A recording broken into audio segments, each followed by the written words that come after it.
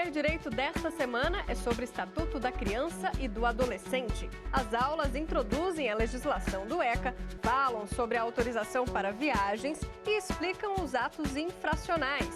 Quem ministra é o professor Wallace França.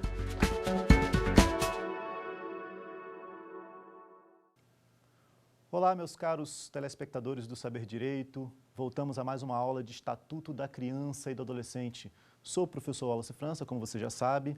Na aula passada, podemos acompanhar aí as medidas socioeducativas e paramos na internação. A medida mais grave, aquela que realmente priva a liberdade do adolescente. Pode ser também do jovem adulto, entre 18 e 21 anos. Como você já sabe, iremos até aprofundar alguns temas. Continuando na nossa internação, importantíssima internação, o primeiro ponto que eu quero tratar é quais são as hipóteses de aplicação da internação.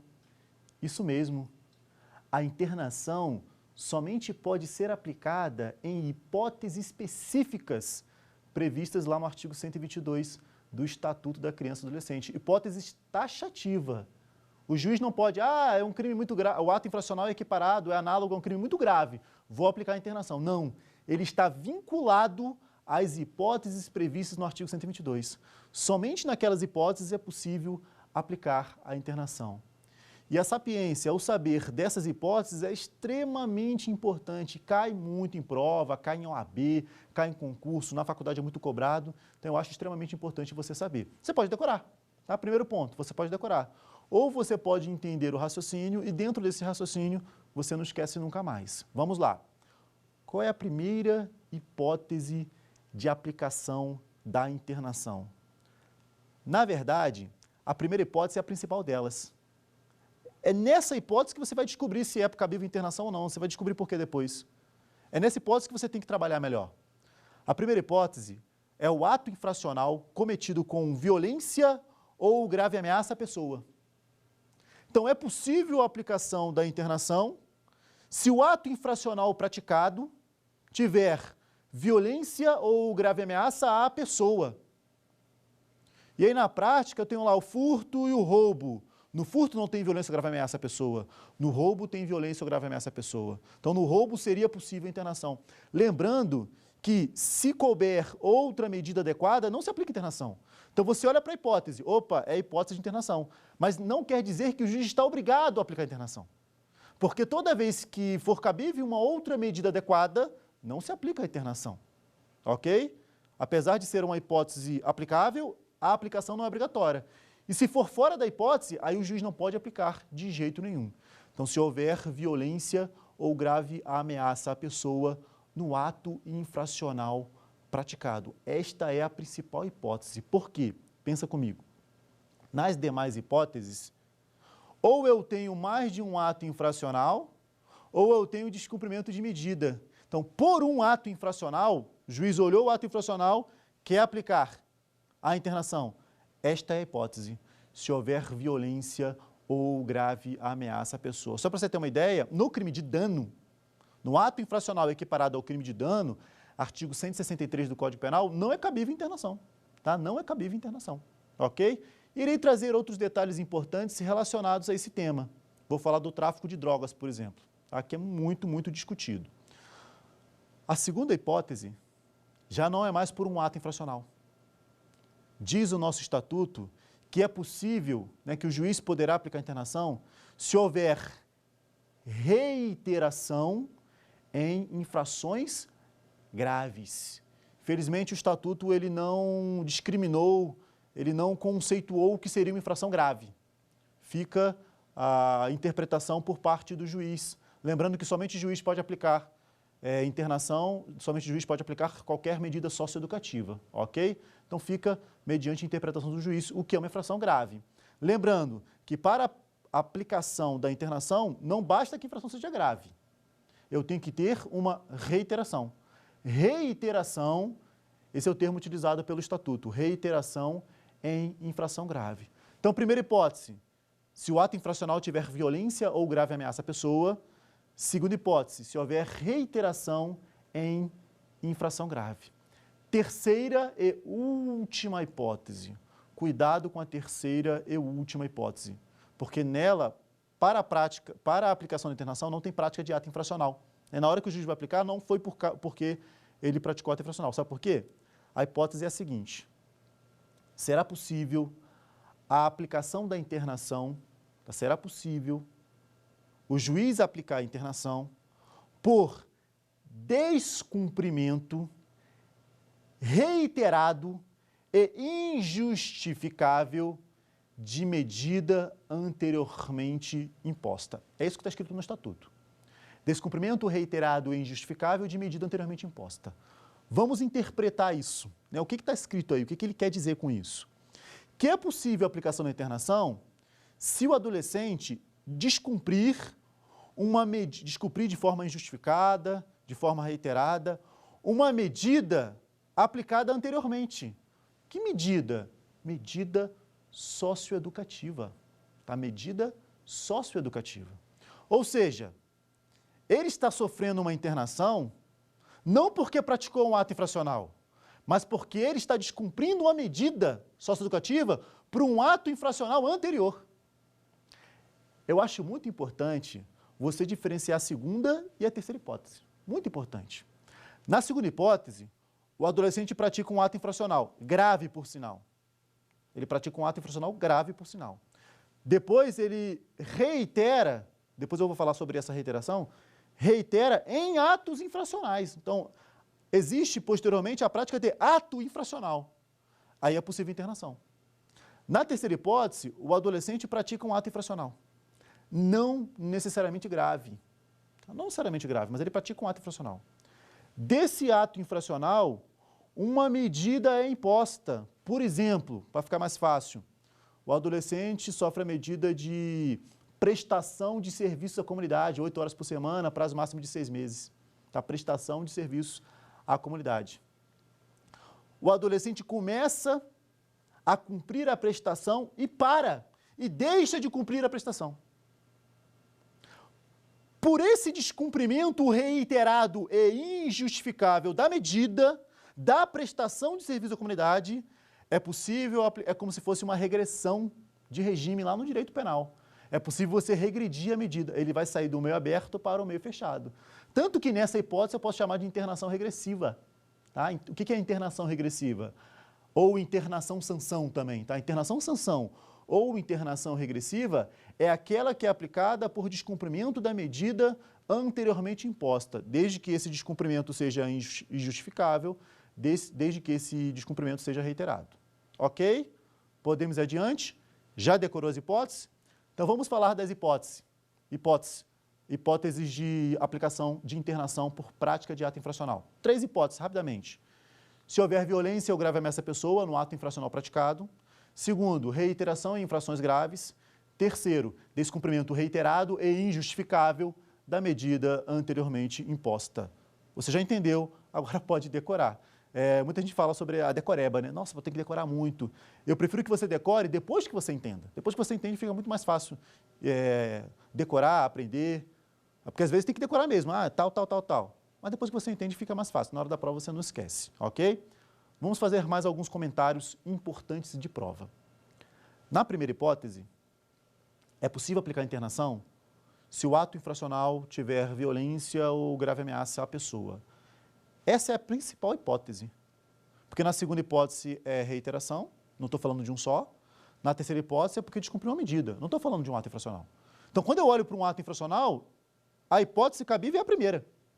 Se o adolescente praticou um ato infracional, a hipótese cabível é a primeira hipótese. Tá? É a primeira hipótese, violência ou grave ameaça à pessoa. Ato infracional na qual seja cometido com violência ou grave ameaça à pessoa. Ok? Comentários importantes. Se a questão te disser o seguinte, o ato infracional é equiparado a um crime hediondo, ou o ato infracional tem uma gravidade em abstrato muito grande. Crimes hediondos têm gravidade em abstrato muito grande. O ato infracional é crime hediondo. O ato infracional tem uma gravidade em abstrato muito grande. Por isso, o juiz pode aplicar internação. Errado. Isso está errado. Porque ter gravidade muito grande ou ser equiparado a hediondo não quer dizer que tem violência ou grave ameaça à pessoa. Então não quer dizer que tem violência ou grave ameaça à pessoa. Para poder aplicar a internação, tem que ter violência ou grave ameaça à pessoa. Então, essa afirmativa de que o ato infracional é muito grave, de que o ato infracional é equiparado a crime hediondo, né, é um ato infracional análogo a um crime hediondo, que isso, por causa disso é possível internação, é balela, isso é falso. Tem que ser com violência ou grave ameaça à pessoa. Exemplificando isso, 2 excelentes exemplos. Primeiro exemplo. Uma vez eu vi um vídeo de um delegado de polícia que ele estava meio estressado e chegava e falava, vídeos que estão nas redes sociais, ele chegava e falava para a mídia, um absurdo, eu fiz toda uma operação gigantesca para poder pegar o traficante, consegui pegar o traficante de drogas, que estava distribuindo a droga em toda a cidade, ele era o principal mentor do tráfico de drogas na cidade, consegui pegar ele em flagrante, só que ele era um adolescente de 17 anos. Encaminhei esse adolescente, aprendi ele em flagrante, encaminhei ele para o juiz soltou. O juiz foi e soltou o adolescente. E eu prendi, entre aspas, porque às vezes na mídia os termos utilizados são tecnicamente corretos, não é prendi, é aprendi, né? Eu aprendi ele em flagrante e o juiz soltou. Apesar do nervosismo do delegado, de ele às vezes ter uma razão social, tecnicamente ele está incorreto. Porque o ato infracional equiparado ao crime de tráfico de drogas não tem violência ou grave ameaça à pessoa. Se não há violência ou grave ameaça à pessoa, o tráfico de drogas por si só não é um crime que tenha diretamente uma violência ou grave ameaça à pessoa. Ah, professor, mas eles ameaçam. Aí é outro crime. Estou falando do tráfico. Estou falando do tráfico. O tráfico de drogas por si só não tem violência ou grave ameaça à pessoa. Pode ter indiretamente, pode matar vidas indiretamente. Estou falando o tráfico por si só, diretamente. Não tem, como tem o homicídio, como tem o roubo. Logo, ato infracional equiparado ao crime de tráfico de drogas, por si só, não leva à internação. Esse é o entendimento do Superior Tribunal de Justiça. Inclusive, o STJ, de tanta confusão sobre isso, editou uma súmula, a súmula 492, que diz o seguinte: o ato infracional análogo ao tráfico de drogas, por si só, não conduz obrigatoriamente à imposição de medida socioeducativa de internação ao adolescente. Justamente o entendimento do primeiro inciso.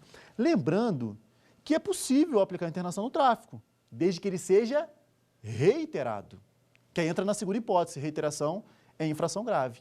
Ok? Aí seria possível. Um outro exemplo muito importante, até por causa de inovações legislativas, é o exemplo do porte ilegal de armas.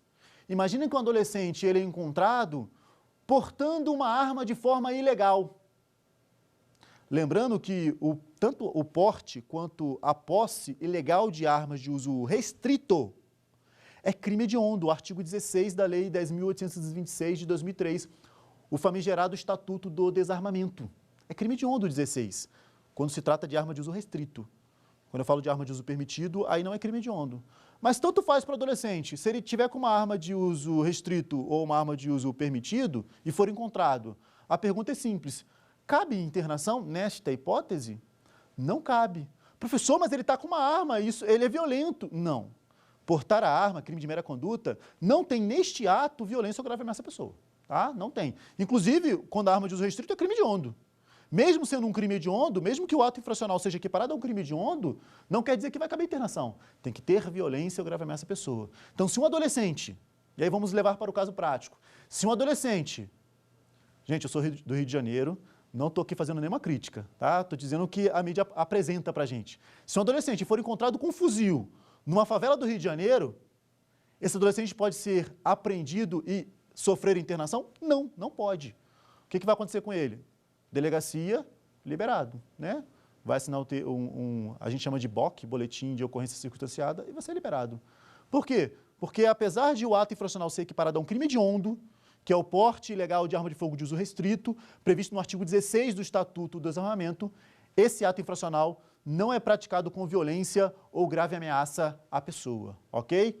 Então, porte ilegal de armas, tráfico de drogas, falar que é crime hediondo, falar que a gravidade em abstrato é elevada, não são motivos que levam à internação. O que leva à internação é a violência ou grave ameaça à pessoa. Perfeito? Tranquilo? Outro ponto interessante é que o inciso 2 do artigo 123, ele fala que é possível a aplicação da internação por reiteração em infração grave. No meu entender, o tráfico de drogas é um crime equiparado ao hediondo, é um crime assimilado ao hediondo. Entendo ele como um ato infracional grave. O porte ilegal de arma de fogo de uso restrito é um crime hediondo. Entendo também que se o ato infracional for praticado em relação a esses crimes, né, ato infracional equiparado a esses crimes, entendo que são atos infracionais graves. Logo, seria possível aplicar a internação na reiteração. Tá? Seria possível aplicar a internação na reiteração. A reiteração, outro tema importante, é você saber se quantos atos infracionais serão considerados reiteração. Se são necessários 3 atos infracionais ou bastam pelo menos 2. Será que 2 atos infracionais eu posso dizer que trata-se de reiterado? Vamos lá. O STJ, por muito tempo, dizia o seguinte: a reincidência penal, tá? A reincidência penal, lá do direito penal, você pratica um crime, transita-se em julgado a prática desse crime, depois do trânsito em julgado, você pratica outro crime, você é reincidente. A reincidência penal não se confunde com a reiteração do ECA. Logo, a reincidência penal 2 crimes, a reiteração 3. E por muito tempo o STJ seguiu essa linha de raciocínio, que para que seja reiterado, são necessários a prática de 3 atos infracionais. No entanto, o STJ mudou o seu entendimento. No seguinte ponto, ele falou assim, olha, o Estatuto da Criança e do Adolescente, quando foi escrito, ele deixou de lado termos penais, ele não quis utilizar termos penais com carga negativa. O adolescente não pode ser preso, não pode ir para a prisão, não pode ir para a penitenciária, eu chamo de outros nomes. E isso aconteceu também na reincidência penal. Reincidência penal é para crimes, para atos infracionais eu chamo de reiteração. Mas, no fundo, é praticamente a mesma coisa. No fundo, eu tenho a mesma ideia. Logo, na reiteração, bastam 2 atos infracionais. Não são necessários 3 atos infracionais. Então, com essa mudança de entendimento, o STJ veio dizer, e agora você pode marcar em prova, para a aplicação de internação no inciso 2 do 123, basta a prática de 2 atos infracionais, que eu posso dizer que ele está praticando reiteradamente, ok? Essa reiteração hoje, bastam aí apenas 2 atos infracionais. Para a gente poder testar um pouco o seu conhecimento, vamos fazer uma questãozinha para você entender melhor como isso pode cair na sua prova. Coloca o quiz para mim aí na tela.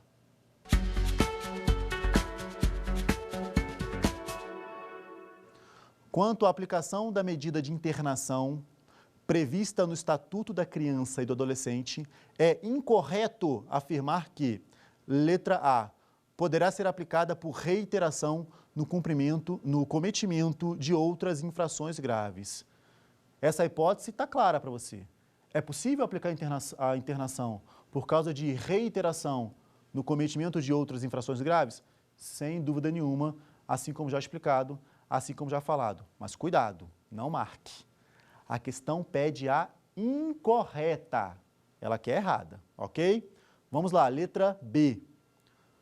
Poderá ser aplicada por descumprimento reiterado e injustificável da medida anteriormente imposta.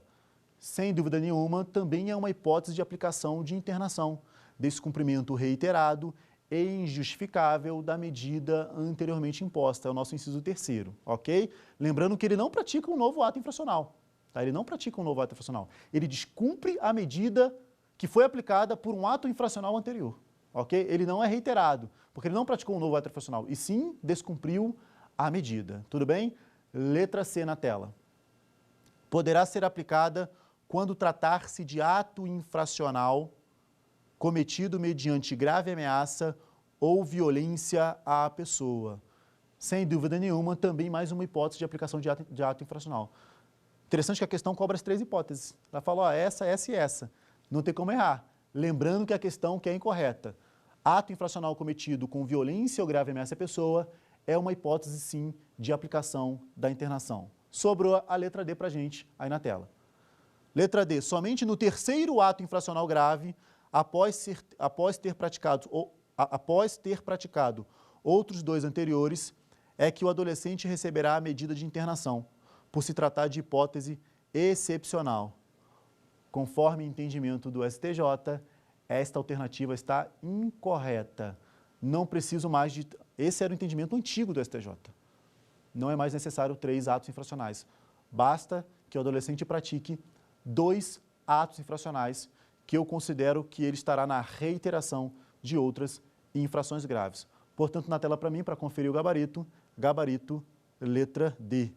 Não é somente no terceiro, não. No segundo ato infracional, eu já considero que ele é reiterado. Tudo bem? Tranquilo? Perceba que uma questãozinha fácil, mas para quem não estudou, ela se torna difícil. Quem não tem ali o raciocínio jurídico, que não percebeu as hipóteses, pode errar essa questão, tá? O teste de conhecimento, ele serve para que você não fique perdido no conteúdo. Continuando, tem mais um detalhe importante. Falando agora, minuciando a terceira hipótese de internação. Poderá ser internado por descumprimento reiterado e injustificável de medida anteriormente imposta. Lembrando que ele pratica um ato infracional que nem precisa ser grave. É aplicada uma medida para ele. E ele descumpre a medida de forma injustificável ou de forma reiterada. E por isso é cabível a internação. Essa hipótese é excepcional, ela é diferente. Imagina comigo que um adolescente sofre internação porque matou alguém. Olha que grave. Ele sofre internação porque ele matou alguém. É grave. A gente vai falar do prazo máximo, mas entenda que o prazo máximo de internação, em regra, é 3 anos. Agora, na terceira hipótese, o adolescente ele pode ser internado porque ele descumpriu a medida. Será que dá para equiparar aquele que matou alguém com aquele que descumpriu a medida? Parece-me desproporcional a internação nessas duas hipóteses. Não é, porque o próprio estatuto, ele diferencia. Em regra, o prazo máximo de internação é de 3 anos. Em regra, 3 anos para a internação, o prazo máximo da internação. Falaremos especificamente sobre o prazo logo a seguir, mas em regra 3 anos. No entanto, se a internação for por descumprimento da medida, nesta terceira hipótese, o prazo máximo da internação será de 3 meses. Internação aplicada por descumprimento reiterado e injustificável de medida anteriormente imposta, terá somente o prazo máximo de 3 meses, enquanto que a regra geral de 3 anos, nessa hipótese, tão somente 3 meses. Isso é extremamente importante e acaba que por dar uma proporcionalidade na aplicação da medida. Agora sim proporcional, porque um matou, o outro descumpriu medida, o outro deixou de ir na prestação de serviço e o outro matou. Aquele que matou pode ficar até 3 anos. Aquele que deixou de ir na prestação de serviços pode ficar até 3 meses. Nessa terceira hipótese, como eu já comentei, normalmente o adolescente ele está cumprindo uma medida de meio aberto. O melhor exemplo é o exemplo da prestação de serviço à comunidade. Está lá ele cumprindo uma medida e ele deixa de cumprir a medida.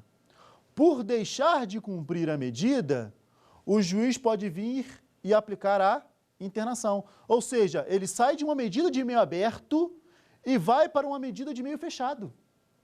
Ele vai para a internação. Como ele está saindo de uma medida de meio aberto e indo para uma medida de meio fechado, essa internação é chamada de internação sanção. O nome que é dado a ela, internação sanção, porque ele está sendo sancionado por descumprir a medida.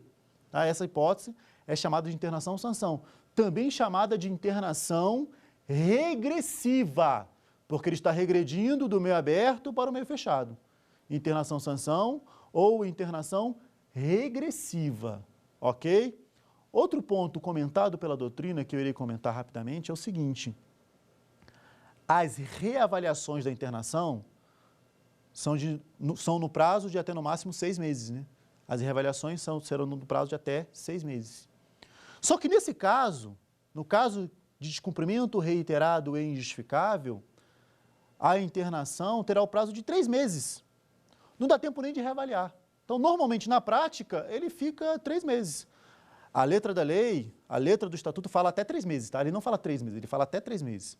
Mas, mesmo assim, como na prática ele só fica 3 meses, a doutrina, alguns doutrinadores vêm dizendo que esta internação tem prazo determinado, porque, em regra, internação não comporta prazo determinado, como eu já te expliquei na aula anterior.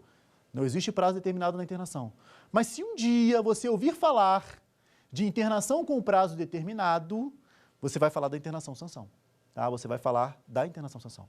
Outro ponto importante é que para a aplicação dessa internação, ela somente é aplicada por descumprimento reiterado e injustificável. Como é que o juiz vai saber se o descumprimento é justificado? Porque o adolescente ele pode estar faltando a prestação porque ele ficou doente. Por isso o STJ editou uma súmula, a súmula número 265, que diz o seguinte: é necessária a oitiva do menor infrator antes de decretar-se a regressão da medida socioeducativa. Ou seja, antes de o juiz aplicar a internação-sanção, a internação regressiva, é obrigatória a oitiva do adolescente, ok? O adolescente tem que ser ouvido. Perfeito? Porque ele pode justificar a medida, tá? Ele pode justificar essa medida. Tudo bem? Vamos adiante. Vimos aí as hipóteses de aplicação da internação. Próximo ponto, que eu irei aprofundar um pouco. Qual é o prazo máximo da internação? Isso na sociedade cria, às vezes, uma ojeriza. A sociedade ela não aceita muito isso.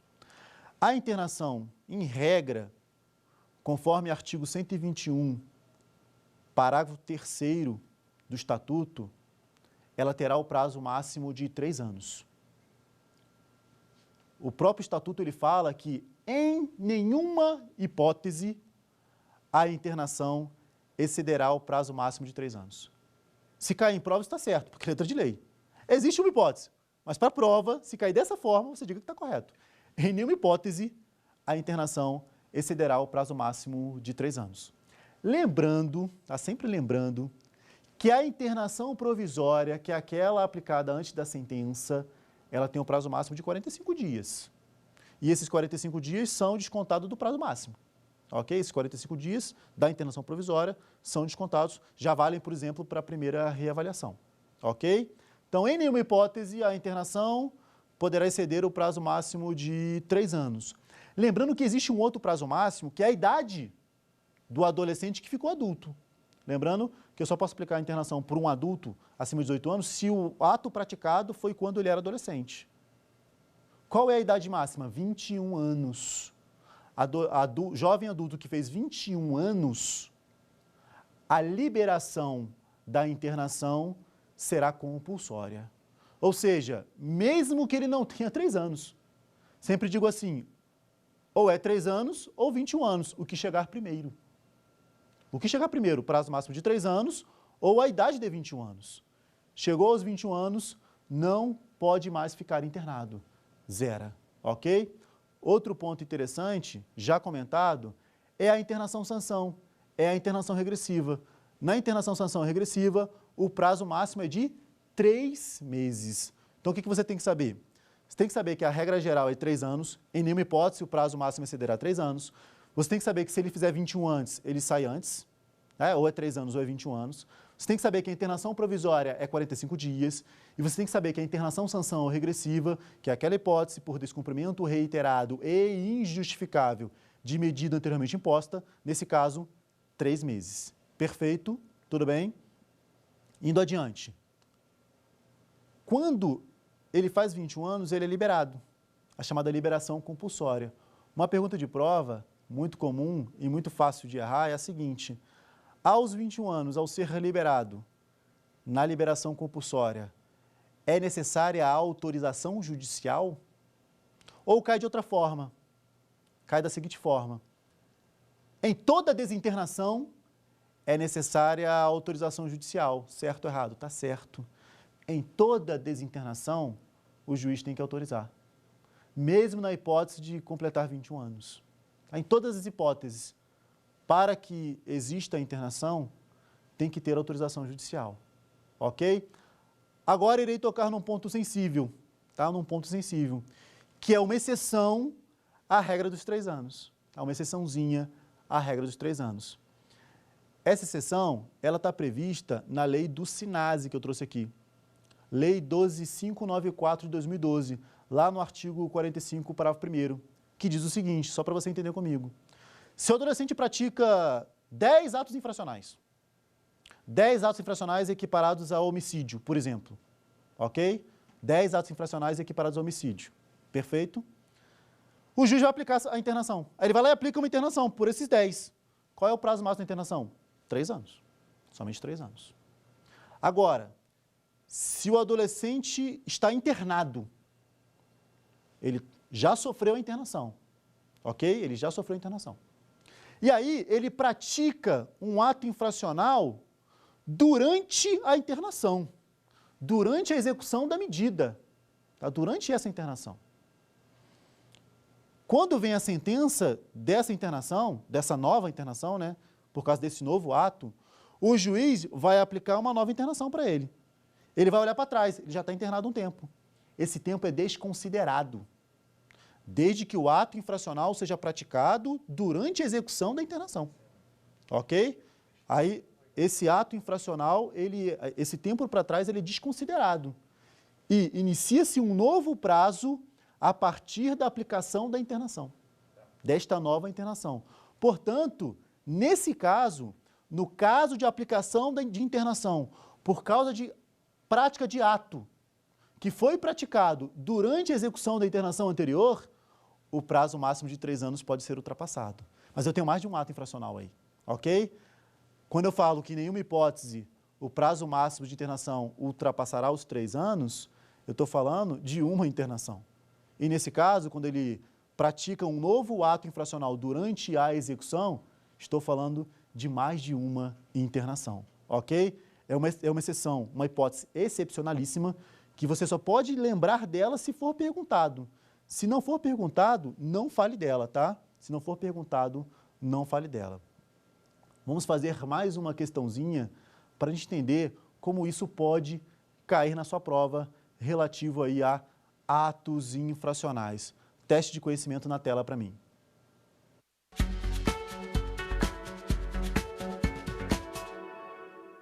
Pedro, com 11 anos de idade, e Paulo, com 12, foram encontrados no banheiro de uma escola pública quebrando os espelhos e as tampas dos vasos sanitários. A. Os alunos praticaram ato infracional. Assim, deverão ser encaminhados para a delegacia especializada para apuração de suas responsabilidades. B. Os alunos praticaram ato infracional. Pedro deverá ser encaminhado ao conselho tutelar e Paulo deverá ser encaminhado para a delegacia especializada. C. Os alunos não praticaram ato infracional. Assim, deverão ser encaminhados ao conselho tutelar para aplicação de medidas de proteção. D. Os alunos praticaram ato infracional.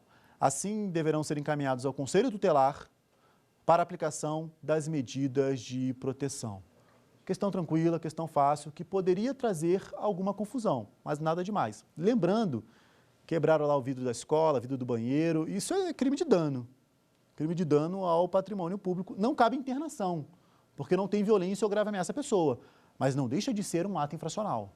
Lembrando que um tem 11 e o outro tem 12 anos, ou seja, Pedro é criança e o outro é adolescente. Para a criança, não existe o ai-ai, não existe a apuração de ato infracional. Ele não pode ser encaminhado para a delegacia especializada, eu não posso privar a liberdade dele. Do adolescente, é diferente. Adolescente, ao praticar ato infracional, eu posso aplicar uma medida socioeducativa. Pode existir uma investigação, o ai-ai, o auto de investigação de ato infracional. Então, a criança é encaminhada ao conselho tutelar, medida protetiva. O adolescente é encaminhado à delegacia especializada para aplicação.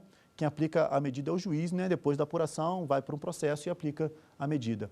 Para apuração e aplicação de uma medida socioeducativa. Tudo bem? Criança, conselho tutelar, adolescente, delegacia. E sim, os dois praticar um ato infracional.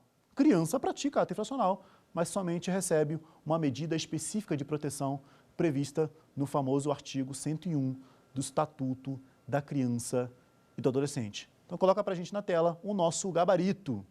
Gabarito letra B. Os alunos praticaram ato infracional, os dois. Pedro, que tem 11 anos, deverá ser encaminhado ao Conselho Tutelar, porque ele é criança. E Paulo, que tem 12 anos, portanto adolescente, deverá ser encaminhado para a delegacia especializada. Perfeito? Tudo bem? Com isso você percebe que as questões, quando caem, são tranquilas, são fáceis. Professor, mas agora na aula fica mais fácil, eu já estou entendendo. Exatamente, basta o estudo prévio. Não existe nada impossível, tá? Não existe nada impossível. Basta o seu conhecimento prévio. E para conhecimento prévio não precisa ter uma inteligência superior. É somente a persistência, que as questões acabam por ficar fáceis. Tudo bem? Tranquilo? Vamos adiante. Próximo ponto de estudo. Irei falar agora do princípio da insignificância, em relação do princípio da insignificância.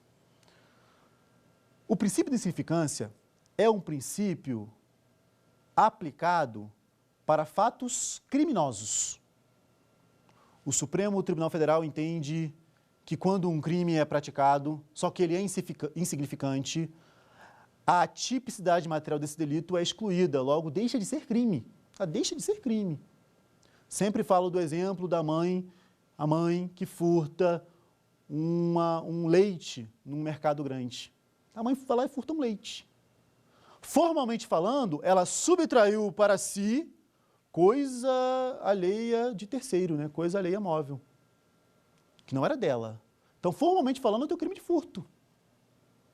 Só que o Supremo vai dizer o seguinte, a doutrina, apesar de formalmente ser crime, materialmente eu não tenho crime. Não existe tipicidade material nisso daí.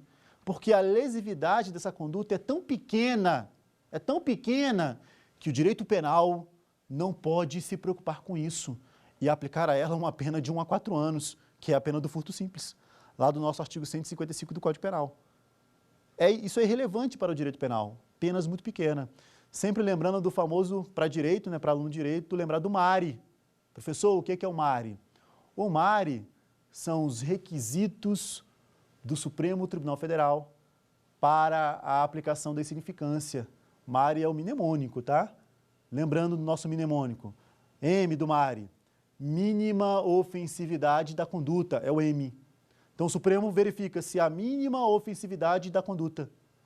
Segundo, o A do MARE, ausência de periculosidade social da ação. O R, reduzido grau de reprovabilidade do comportamento. E o I é a inexpressiva ou inexpressividade de lesão provocada ao bem jurídico tutelado. Então, o Supremo, ele verifica esses requisitos, ele verifica se estão presentes esses requisitos para a aplicação do princípio da insignificância. Quer ver um exemplo no reduzido grau de reprovabilidade do comportamento? Porque, às vezes, duas condutas iguais podem ter grau de reprovabilidade diferentes. Imagina que uma pessoa adulta, com fome, furta no mercado grande um chocolate. Comportamento de reduzido grau? Posso até dizer que sim. Fui lá e furtou um chocolatezinho. Numa outra situação, um policial furta um chocolate lá no mercado e coloca dentro do colete. Furto do chocolate, baratinho. Mas esse comportamento tem uma reprovabilidade maior. Logo, no caso do policial, não há reduzido grau de reprovabilidade do comportamento. Portanto, não aplicação do princípio da insignificância. Professor, por que você está falando de insignificância? Agora vem a pergunta-chave. A insignificância é um instituto do direito penal. A insignificância, ela se aplica em crimes. Responda então a minha pergunta. Será que é possível aplicar a insignificância em atos infracionais para aplicação de medidas socioeducativas? Será que nesse caso eu posso aplicar a insignificância, sendo a insignificância de um instituto de direito penal? Olha só, cuidado agora, que eu irei desenvolver um raciocínio com você. Só que é um raciocínio que tenta te enganar. Depois que eu desenvolvo o raciocínio, eu falo, olha, não caia. Não caia nessa pegadinha que a prova pode te cobrar assim. Quer ver? Pensa comigo. Para o adulto, quando ele pratica um crime, eu quero punir. Eu quero sancionar, eu quero tirar a liberdade dele. Eu quero punir ele. Eu não quero só educar. Existe ali uma função retributiva da pena. É a sanção penal. Só que para lesões muito pequenas, eu aplico significância e não vale a pena punir. Não vale a pena punir. Aí eu aplico significância. Diferentemente, nos atos infracionais, eu aplico uma medida socioeducativa. É uma medida que tem por finalidade educá-lo socialmente. A medida quer educar. Educar perante a sociedade. A medida socioeducativa. Tanto que ele vai para a internação, leva ele para um estabelecimento educacional. Aí eu digo, ó, então, nesse meu raciocínio, tá? Então, não seria plausível aplicar insignificância nos atos infracionais, porque a função das medidas socioeducativas aplicadas em atos infracionais é educar ele. O Estado olha para um ato infracional pequeno e fala assim, ou eu deixo para lá, esqueço, porque é muito leve, muito insignificante, ou eu, querendo educá-lo, aplico mesmo assim uma medida socioeducativa. Nessa corrente, eu não aplicaria a insignificância em atos infracionais. Essa corrente está errada.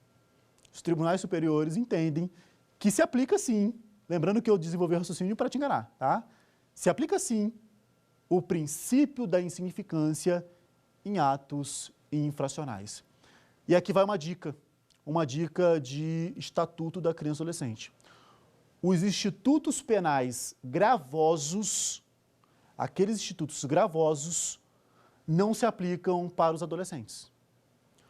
Os institutos penais que beneficiam o adulto se aplicam ao adolescente. Eu já te falei de um. Quer ver um exemplo?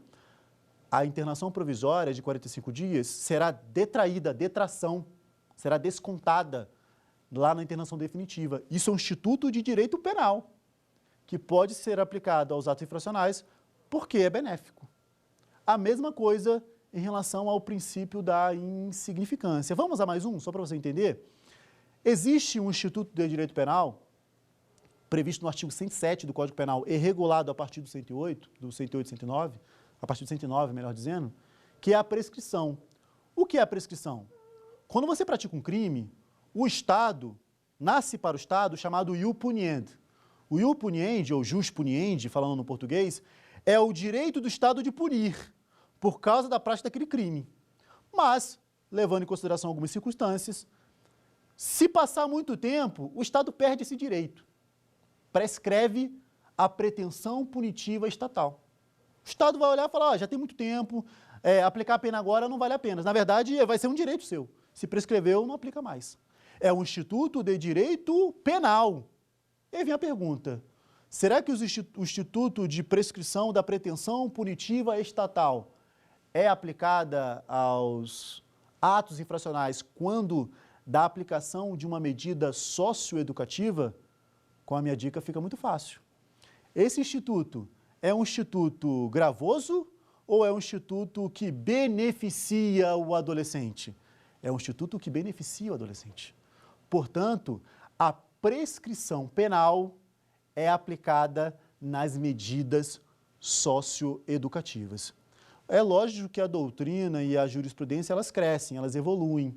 E isso foi um tema que deu muito debate na doutrina e na jurisprudência. Por isso, o STJ editou uma súmula, que eu vou trazer aqui o número para você. A súmula número 338 do STJ, que diz o seguinte, STJ, Superior Tribunal de Justiça, a prescrição penal é aplicável nas medidas socioeducativas. Lógico, é um instituto que beneficia o adolescente. Portanto, se o adolescente praticar um ato infracional e passar muito tempo para o Estado poder aplicar essa medida socioeducativa, pode ocorrer sim a prescrição da medida socioeducativa. É a prescrição da pretensão de aplicação de medida socioeducativa. Tudo bem? Tranquilo? Vamos adiante. Continuando. Próximo ponto. Maioridade civil, ECA e direito penal. Fazer um paralelo aqui rápido. 2002, tivemos a aprovação do novo Código Civil. O código anterior era 16, de Bevilacqua, código antigo. 2002, em janeiro de 2002, tivemos a aprovação de um novo Código Civil, com vigência a partir de 2003. Neste novo Código Civil, a maioridade civil, que era de 21 anos, passou para 18 anos. Então era 21, passou para 18. Na época, o ECA é de 1990, tá? Lembrando que o ECA é de 90, anterior a isso. Na época, muitos adolescentes que estavam internados, antes de completar 18 anos, fizeram 18 anos. Vários advogados pensaram o seguinte, olha, a internação poderia até 21. Internação é até 21 anos. Por quê? Porque a maioridade civil é com 21. Logo, se a maioridade civil caiu para 18, a internação não pode passar de 18. Essa é a pergunta. Será que a alteração da maioridade civil alterou a aplicação de medida socioeducativa do ECA? Não, não alterou. Mesmo com a redução da maioridade civil para 18 anos, é possível a aplicação da internação, conforme a súmula 605 do STJ, é possível a aplicação de qualquer medida, tá? Qualquer medida socioeducativa é possível que ela seja aplicada até 21 anos. Outro ponto interessante é que, mesmo ela vindo para 21, será que eu posso reduzir mais ainda essa maioridade civil? Posso, através de um instituto chamado emancipação. O menor emancipado, ele pode praticar atos da vida civil antes dos 18 anos. Por exemplo, ele casando, ele é emancipado a partir dos 16. Então, ele pode se emancipar a partir dos 16 anos. O menor emancipado, ele pode praticar atos da vida civil. Pergunta, a emancipação modifica a maioridade penal? Não, não modifica. Um menor emancipado com 16, 17 anos, eu, por exemplo, fui emancipado com 17 anos. Mas, na verdade, eu fui emancipado porque entrei numa escola militar. Eu tinha renda própria. Então, tendo renda própria, estando na escola militar, uma hipótese de emancipação. Eu, com 17 anos, emancipado, matava alguém, por exemplo. Esse ato era crime ou ato infracional? Ato infracional. A alteração da maioridade civil por emancipação não altera a maioridade penal, tá? A alteração da maioridade civil por emancipação não altera a maioridade penal, ok? Vamos fazer mais uma questãozinha para testar o seu conhecimento. Quiz para mim aí na tela.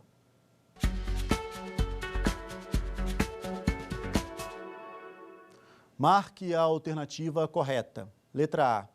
Aos atos infracionais não se aplica o princípio da insignificância. Letra B. Já comentando a letra A, você sabe, já comentou aqui comigo, já está sabendo, em relação aos atos infracionais, se aplica sim o princípio da insignificância. Letra B.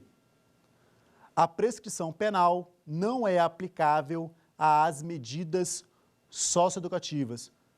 Essa você também já sabe, prescrição penal, princípio da insignificância são institutos que beneficiam o adolescente, beneficiam o autor de crime quando adulto. Logo, também é aplicado aos atos infracionais, também é aplicado às medidas socioeducativas. Portanto, prescrição penal também é aplicado, ok? Letra C para mim na tela. A internação, antes da sentença, pode ser determinada pelo prazo máximo de 180 dias. Muito cuidado com essa hipótese, porque às vezes você não lembra o que é. O que é internação antes da sentença? É a internação provisória, tá? A internação provisória terá o prazo máximo de 45 dias, não é 180 dias. Letra D, aí para mim na tela. Em nenhuma hipótese, o período máximo de internação excederá a 3 anos. Sem dúvida nenhuma, essa é a nossa correta, artigo 121, parágrafo 3º da Lei 8.069 de 1990, o famoso Estatuto da Criança e do Adolescente. Lembrando, em nenhuma hipótese excederá o prazo de 3 anos. Existe hipótese? Existe. Quando existe mais de um ato infracional. Desde que o novo ato infracional, que cabe internação, seja praticado durante a execução de uma outra internação. O juiz, ao aplicar a internação, ele vai zerar o prazo anterior e se iniciará um novo prazo aí de 3 anos, ok? Lembrando que quando cai esse texto na tela, esse texto em prova, ele está correto, porque é letra de lei, mas você sabe da exceção prevista na lei do SINASE, ok? Na tela para conferirmos o gabarito. Está lá, em nenhuma hipótese, o período máximo de internação excederá a 3 anos. Tudo bem? Perfeito? Vamos adiante. Com isso, você percebe que algumas coisas caem com tranquilidade. Depois que você aprende, não tem problema nenhum em acertar. Próximo ponto é um ponto importantíssimo. Falarei da maioridade penal. O Estatuto da Criança e Adolescente, artigo 104, diz que os menores de 18 anos são penalmente inimputáveis. Já vimos que não praticam crimes, praticam atos infracionais. A Constituição Federal, em seu artigo 228, também fala que os menores de 18 anos são penalmente inimputáveis. O Código Penal, no seu artigo 27, também fala que os menores de 18 anos são penalmente inimputáveis. Eu tenho lá um caso de inimputabilidade pelo critério biológico ou cronológico, basta a idade. Pergunta: será que é possível a redução da maioridade penal? Eu irei responder essa pergunta de 2 formas. Tá? Existem 2 vertentes para isso. Tá? Irei responder com as 2 vertentes. Primeira vertente. A primeira vertente é o seguinte: a maioridade penal, ela pode ser entendida como um direito e garantia individual. Se você entender que ela é um direito e garantia individual, você vai ter que dizer o seguinte: você pode até me perguntar, professor, mas você acabou de me dizer que essa maioridade penal, ela está no 228 da Constituição. Ela não está no artigo 5º. E os direitos e garantias individuais estão previstos no artigo 5º, que trata dos direitos e garantias individuais, e não está lá. No entanto, o artigo 5º, parágrafo 2º, diz que os direitos e garantias individuais não estão somente no artigo 5º, eles podem estar espalhados por toda a Constituição Federal. Com isso, você pode dizer que o 228 é um direito e garantia individual. É o direito do menor de 17 anos não ser punido, conforme o Código Penal. É um direito dele. E continuando, a Constituição Federal elencou algumas chamadas cláusulas pétreas, que são aqueles temas em que eu não posso ferir o núcleo essencial, eu não posso retirar aquele direito. Inclusive, no artigo 60, parágrafo 4º, inciso 4, está previsto como cláusula pétrea o direito e garantia individual, os direitos e garantias individuais. Logo, se você entender que a maioridade penal é um direito e garantia individual, ela não pode ser alterada porque é uma cláusula pétrea. E as cláusulas pétreas não posso alterar nem por emenda, não pode existir nenhuma emenda tendente a abolir. Existe uma emenda tramitando, inclusive com algumas aprovações na Câmara dos Deputados. Existe essa emenda. Mas se você entende isso juridicamente, você vai dizer que é um direito e garantia individual, portanto, não pode ser alterado, porque é uma cláusula pétrea, mesmo que seja um direito não previsto no artigo 5º. É um direito e garantia individual previsto na Constituição Federal, em seu artigo 228. Tudo bem? Essa é uma vertente, principalmente para uma redação, né? A outra vertente vai dizer o seguinte: a maioridade penal não é um direito e garantia individual. A maioridade penal, você pode falar maioridade penal ou minoridade penal, tá? Minoridade abaixo de 18, maioridade 18 para cima. A maioridade penal, ela, na verdade, é uma política criminal. É uma forma que o Estado escolheu para... política criminal, né? É uma forma que o Estado escolheu para combater a criminalidade. Sendo uma política criminal, sendo uma escolha do Estado, uma forma do Estado combater a criminalidade, eu posso alterar. Eu posso alterar uma política. Política é uma escolha do Estado. Eu posso alterar essa política. Ok?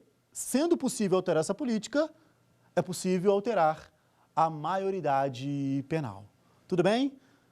Nesta aula falamos de atos infracionais por alto, foquei principalmente na nossa internação, trouxe para você todas minuciadamente as hipóteses de internação, falei dos prazos de internação, prazos máximos de internação, né? Hipóteses, prazo máximo, falei da desinternação, falei da aplicação do princípio da insignificância na internação ou nas medidas socioeducativas, falei da aplicação da prescrição penal em relação às medidas socioeducativas. Falei também, interessante, da alteração da maioridade civil, se isso altera a maioridade penal, e falei da possível ou não possível alteração da maioridade penal. Com isso, eu termino essa aula. Espero você na próxima. Tchau, tchau.